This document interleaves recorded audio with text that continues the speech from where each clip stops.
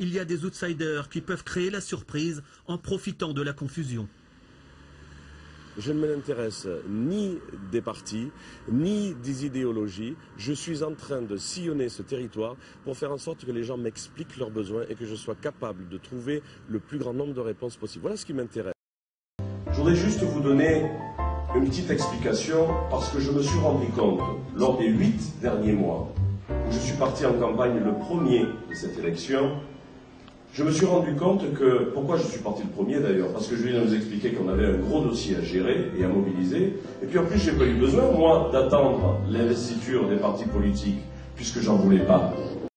Mais quand on est autour d'une table, tous ensemble, et qu'on est en train de parler d'un dossier comme le tout à l'égout, la gestion des déchets ménagers, tous ces soucis qui sont votre quotidien, pensez-vous qu'il soit nécessaire à ce moment-là de parler de politique nationale?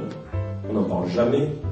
On dit quelle est la somme d'argent que l'on va mettre en commun pour arriver à tirer un tuyau d'un village à l'autre. À quel endroit va-t-on mettre la station d'épuration? Comment va-t-on gérer cette eau usée? Qui va payer? Combien? Quand? Comment? Voilà ce qui me plaît de faire, moi. Mais si c'est un maire de gauche qui me donne une magnifique idée, je l'embrasse. Et si c'est un mec de droite qui me donne une superbe idée, je veux le serrer dans mes bras et peut-être aussi l'embrasser. Que dans ces 14 candidats, alors que je suis le 14e officiellement, Varmatin vient de me demander la semaine dernière de venir assister à un débat. Débat au cours duquel ils ont invité les 5 principaux candidats. Principaux de quoi?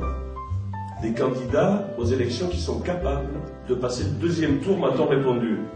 Permettez-moi de vous dire que dans cette salle même, il y a, là peut-être on va rentrer un peu plus dans la manipulation politique, mais il y a 3 personnes que je peux vous présenter éventuellement à la sortie, qui ont été sondées.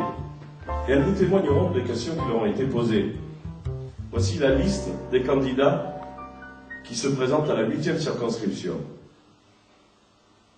Manque de peau, les personnes qui étaient interviewées étaient des personnes qui sont un petit peu militants pour moi. Ils sont en train de piller le journal que je vous offrirai en partant, dans lequel j'ai mis toutes les choses que je veux faire et celles que je voudrais surtout pas qu'on fasse. Et ces gens-là plient ce petit journal de campagne dans leur salon. Ce sont les mamans de mes amis. Et c'est eux qui ont été sondés. Et alors quand ils étaient en train de plier, qu'ils n'en peuvent plus de voir ma tête tout au long de la journée, Pierre Jugy, Pierre Jugy, Pierre Jugy, quelqu'un leur téléphone en disant « Madame, pour qui voulez-vous voter ?» Alors on donne la liste. Et dans la liste, il n'y avait pas Pierre Jugy. Alors ils leur dit « Et Pierre Jugy, il est où ?» On leur répond « Oh, pardon, oui, en effet, vous avez raison. » 3 personnes dans cette salle ont été sondées, mais les sondages, permettez-moi de vous le dire, ne sont pas bons.